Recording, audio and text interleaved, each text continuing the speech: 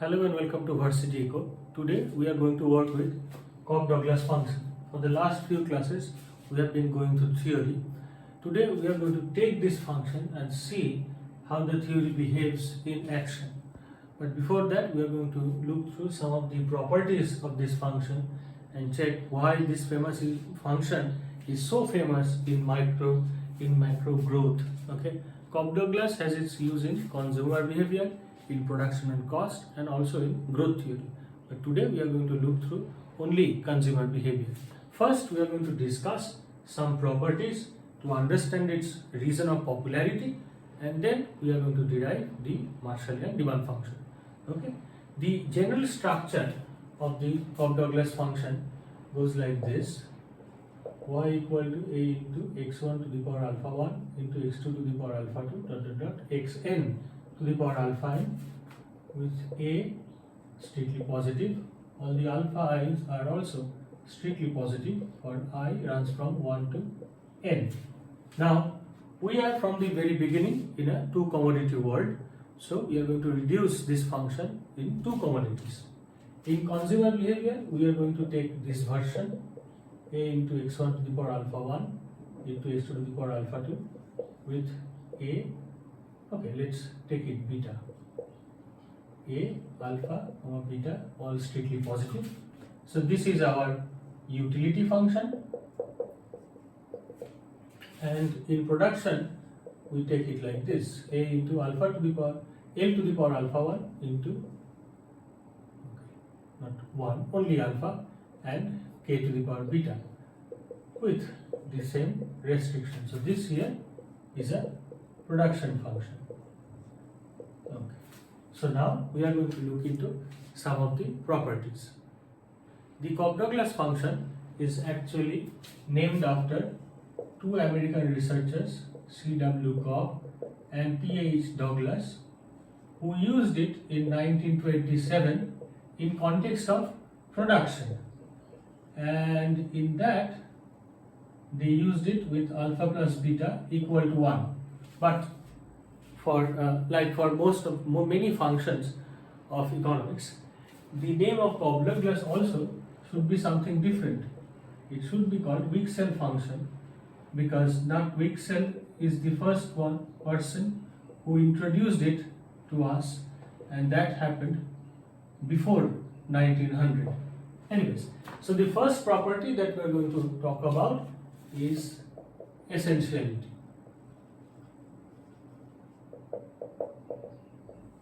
Okay. So u of x1 comma 0 is equal to 0, which is also equal to u of 0 comma x2. That means to have an economically meaningful result, we must also assume that x1 comma x2 are strictly greater than 0. This is the condition of essentiality, by which I mean that you need positive values of x1 and x2 to have a meaningful solution, and that guarantees that we have an interior solution while we will be solving for the Marshallian demand. This is not a very common scenario in micro.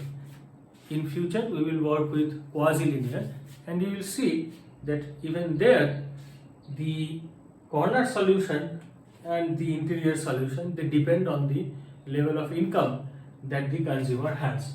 Okay, so now we will move on to the other important property, that is homogeneity. We all know that Cobb-Douglas function is a homogeneous function, and it is of degree alpha plus beta. So how can we prove it?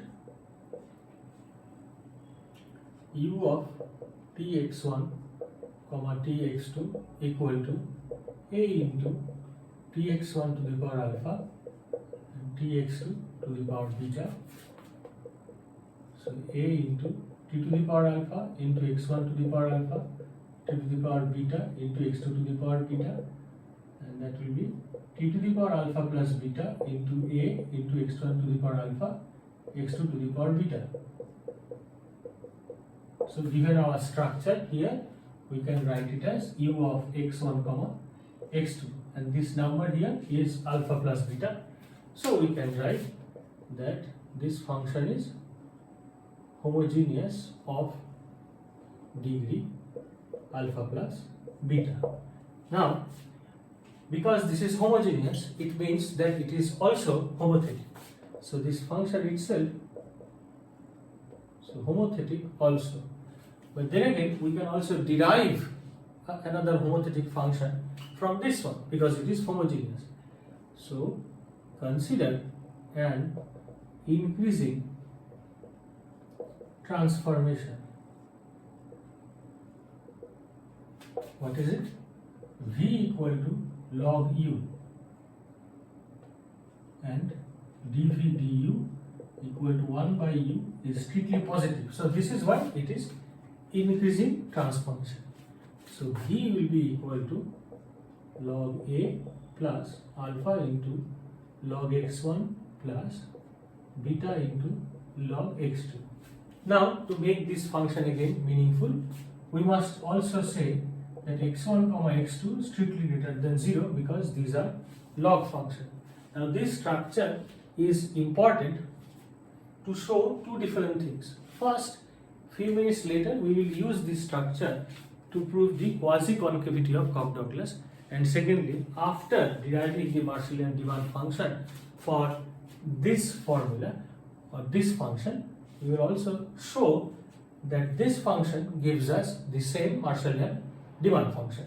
That means that increasing transformation does not really change the optimal answers. Okay. Again, because it's a homogeneous function, we can always apply Euler's theorem. So Euler's theorem, what does it state? It says that if z equal to f of x comma y is a homogeneous function of degree n, then we can write this that x into del f del x plus y into del f del y is equal to n into z, and this result extends in general. So that means this is also true for this n commodity version. Now if we take this and apply here, then for our Cobb-Douglas function, this means that x1 into del u del x1 plus x2 into del u del x2 is equal to alpha plus beta into u. That is x1 into mu1 plus x2 into mu2 equal to alpha plus beta into u. This result helps us in deriving other results. Okay. So now we will go to the part of quasi-concavity. As I said, Cobb-Douglas has many important applications. In production, Cobb-Douglas works in showing us the returns to scale, which again depends on alpha plus beta. Also, it has its importance in terms of elasticity of substitution. In growth theory, Cobb-Douglas is used as an illustration to show the inner conditions. Okay, and this is the popular function which is used by Solow himself. Now, here in context of consumer behavior, quasi-concavity is a very important property. So we are going to prove the easiest way that this function is a quasi-concave function.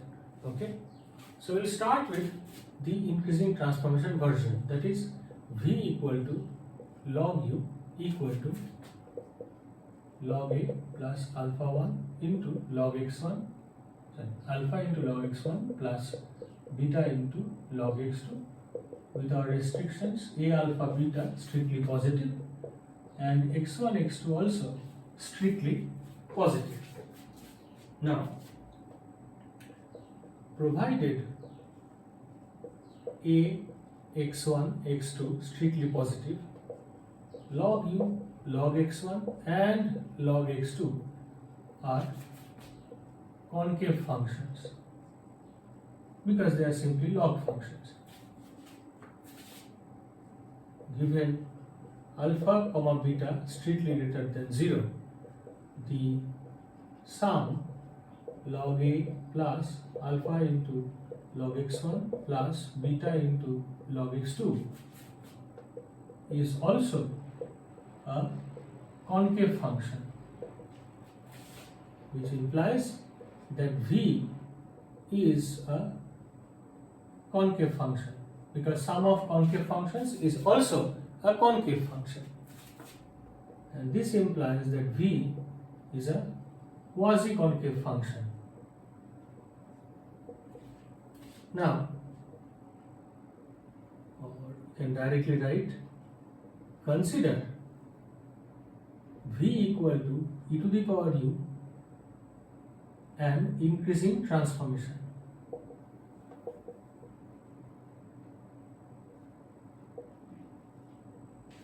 As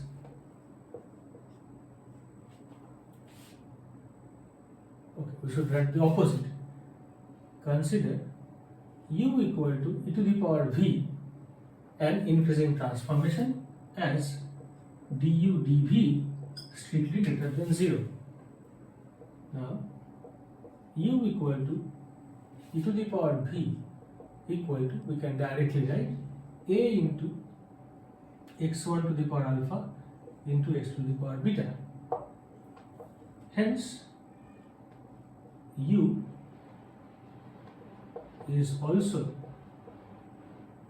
a quasi-concave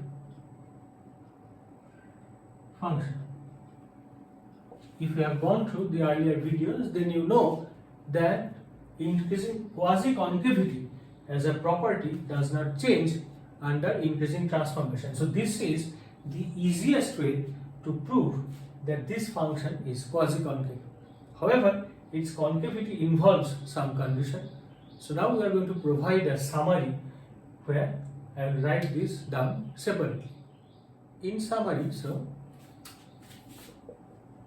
given x1, x2 strictly positive, number 1, homogeneous of degree alpha plus beta, although this homogeneity does not really depend on this condition, but the other three.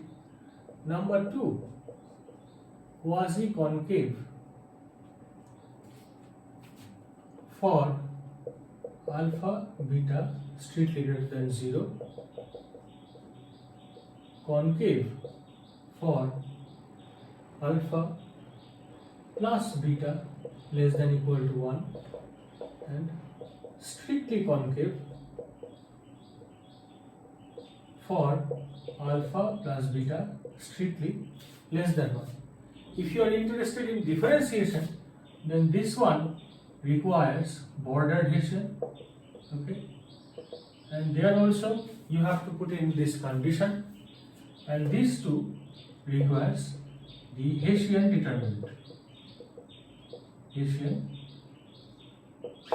determinant. So now we are going to take this function, maximize utility for a consumer subject to the budget constraint, and derive the Marshallian demand function. So now we are going to optimize the utility, that is UMP, given a Cobb-Douglas function. First, the statement of the problem. So maximize x1, x2, u of x1, x2 equal to a into x1 to the power alpha, x2 to the power beta, comma a alpha beta strictly greater than 0, and x1, x2 also strictly greater than 0, subject to the budget constant p1 x1 plus p2 x2 equal to m, given p1, p2, m, and they are also strictly positive. Okay, so this system, as I said, guarantees an interior solution. Okay, so the solution: consider the relevant Lagrangian script L equal to a into x1 to the power alpha into x2 to the power beta plus lambda to m minus p1 x1 minus p2 x2 with lambda strictly positive. This is the Lagrangian proportionally constant or Lagrangian multiplier, and if you have studied already, then you know that lambda also tells us the marginal utility of money, but in a different way. We are going to handle that after we derive the Marshallian demand function. Okay, so the first order conditions, del script del x1 equal to 0, that means a into alpha to x1 to the power alpha minus 1 to x to the power beta minus lambda p1 equal to 0, that is a into alpha into x1 to the power alpha minus 1 x to the power beta equal to lambda p1. Second is del script del x2 equal to 0, which implies we can directly write it anyways a into beta into x1 to the power alpha into x2 to the power beta minus 1 minus lambda p2 equal to 0. So a into beta into x1 to the power alpha x2 to the power beta minus 1 equal to lambda p2. Okay, so let us name it Roman 1, Roman 2. The third one, del script del lambda equal to 0, implies we can directly write p1 x1 plus p2 x2 equal to m, because that is the first basic rule of lambda. It will always give us back the constraint. Okay, so that guarantees that whatever we do, we will be on the budget line. Now, from 1 and 2, so let us make it Roman 3. Can write a into alpha into x1 to the power alpha minus 1 into x to the power beta divided by a into beta into x1 to the power alpha into x to the power beta minus 1 equal to lambda p1 by lambda p2, which implies, so this will cancel out, alpha by beta into x2 by x1 equal to p1 by p2. So this is our MRS equal to p1 by p2 counterpart for this utility function. Now we are going to use it here. Okay.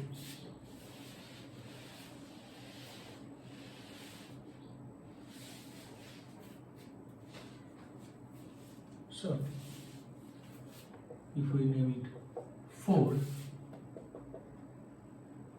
so from 4, x2 equal to beta p1 x1 divided by alpha p2,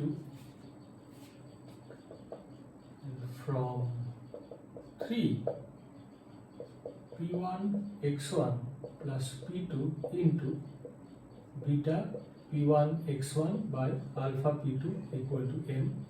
So these two will cancel out, and if we multiply the whole thing by alpha, then alpha p1 x1 plus beta p1 x1 equal to alpha m says that x1 m, that is Marshallian, is alpha m divided by alpha plus beta into p1. Okay, so this is the Marshallian demand function for x1. Let's put it 5. And now again from 4, x2m equal to beta p1 divided by alpha p2 into, so alpha m divided by alpha plus beta into p1. So these two will cancel out, these two will also cancel out. So beta m divided by alpha plus beta into p2. Okay, so x to m. Just name it 6. So this is our Marshallian demand function for the second commodity. Now I will ask you to look at the symmetry. In both cases, m is at the numerator. Because x1 comes with alpha, there is alpha. x2 comes with beta, so there is beta. Alpha plus beta is common to both of them. And lastly, for x1 there is p1, for x2 there is p2. So that tells us something more. Okay. and this is our result 1. So from 5, P1 x1 m divided by m is equal to alpha by alpha plus beta, and from 6, P2 x2m divided by m equal to beta by alpha plus beta. So what is the specialty? M is your income. At optimal, this M is also your expenditure. Now P1 x1, that is price of the good multiplied by the good, is the expenditure that we have made on the first commodity. So we can write P1 x1 by M is equal to Sx, which is share of expenditure on good 1. And similarly we can write that P2 x2m divided by m, so this is Sx1 Sx2, share of expenditure on good 2. So now what these two means is that Sx equal to alpha by alpha plus beta, Sx1 equal to alpha by alpha plus beta, and Sx2 equal to beta by alpha plus beta. That means, and this is the result, that if alpha and beta are the powers of x1 and x2, then the share of expenditure will follow the ratio of alpha and beta. These two here shows the share of total income that will be going on buying x1 and x2. Okay, we have derived these two Marshallian demands. Now we are going to perform a check which will show that we are indeed correct. So if we are correct, then these two bundles are on the budget line. So P1 x1 m plus P2 x2 m will be equal to, so P1 into alpha m divided by alpha plus beta into P1 plus P2 into beta m by alpha plus beta into P2. So P1 and P2 cancels out. So we get alpha m plus beta m divided by alpha plus beta, which basically means that this is equal to m. So that means we are on budget line. So we are correct. Now we are going to look at what happens to if we start with the increasingly transformed function. We have taken an increasing transformation of this Cobb-Douglas function, and it looked like v equal to log a plus alpha 1 into alpha into log x1 plus beta into log x2 with the same set of restriction. And we said that with such increasing transformation nothing really changes. So to check that, first we need to find out the MRS. So we know that MRS is equal to mu1 by mu2, and for this function finding mu1 mu2 is very easy. So mu1, or here it will be actually mv1, is alpha by x1, and mv2 will be beta by x2. So MRS is equal to alpha by x1 into beta by x2, that is alpha into x2 by beta x1, and at equilibrium alpha x2 by beta x1 is equal to p1 by p2. Now if you check, it is the same equilibrium condition that we have obtained, which means that the optimum bundles remain same. So we have shown indeed if we consider an increasing transformation like this with del V del U strictly greater than 0, then nothing really changes. But it has a second learning also, which is important in problem solving.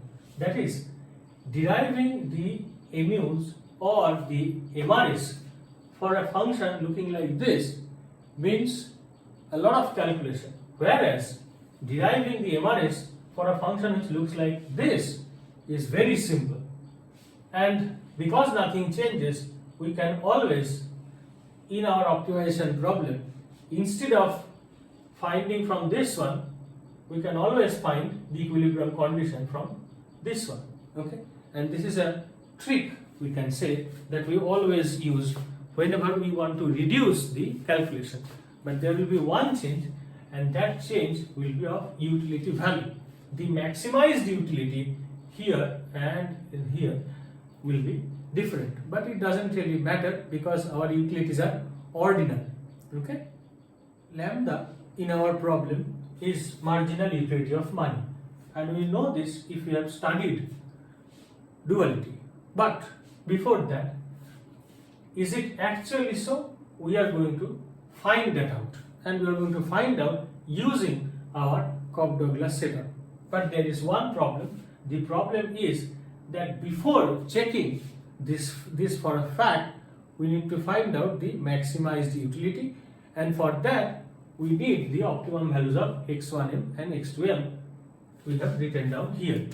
So u of x1m, we can keep it u star x1m x2m is equal to a into alpha m by alpha plus beta into p1 to the power alpha into beta m by alpha plus beta into p2 to the power beta, and this will be a into m by alpha plus beta to the power alpha plus beta, then alpha by p1 to the power alpha into beta by p2 to the power beta. Now this function has variables p1, p2 and m, not our x1, x2. So we are going to write it as v of p1, p2, m. And this structure famously known as indirect utility function. Okay, now this will be far more useful when we go into duality, and there also we will treat the system like this, that we are going to first cover the theory of duality, and then we are going to start from here and check whether what we have studied in duality they are actually true for a fact, or we are just doing some calculations. Alright, now here lambda we said is the marginal utility of money. So for that we need to express the utility involving money, and because of that we are not going to use this function which has x1 and x2, but this one which has m as its variable.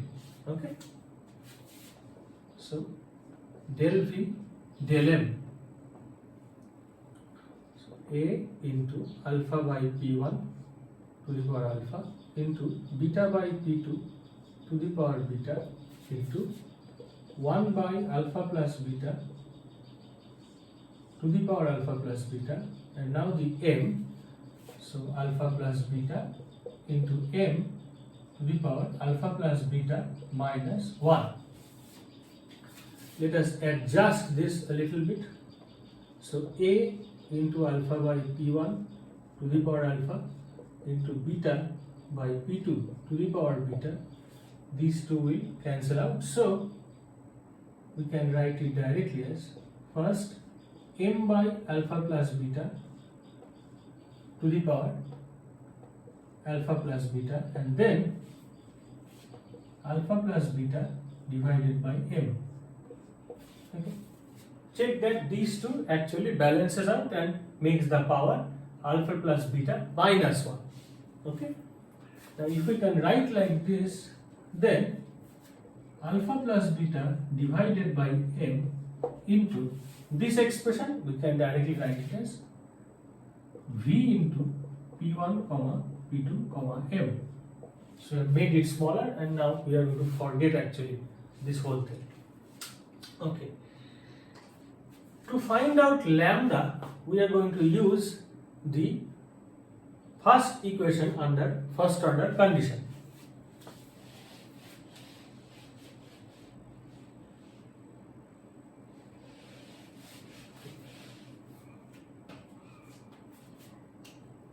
So referring to our original problem from Roman 1, we had a into alpha into x1 to the power alpha minus 1 x to the power beta equal to lambda p1, which is a into alpha by p1, and now we are going to put the optimum values. Okay, and this tells us the biggest fact of this whole derivation is that we are at optimum. Alright, this is true only at optimum, and when we will be doing duality, this being at optimum will be the backbone of this whole thing.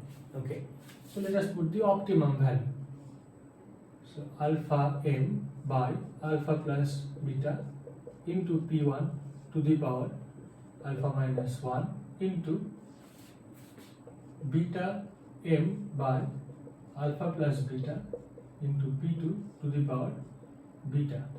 This is equal to, now we can write lambda star. So if we adjust things a little bit, a into, so now m by alpha plus beta comes with alpha plus beta minus 1 as a power. Okay, alpha minus 1 and beta. And what about alpha by p1? 1 here and minus 1 here. So alpha by p1 to the power alpha and beta by p2 to the power beta equal to lambda star.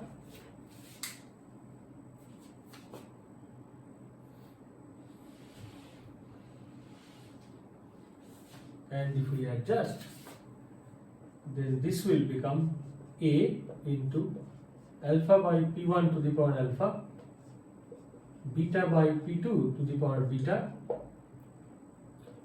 m by alpha plus beta to the power alpha plus beta, and because it's a minus 1, so alpha plus beta by m. So now you can see that this expression and this expression are exactly same. So we can write, hence del V del M is equal to lambda star in bracket at optimum. Okay, so today we finish here.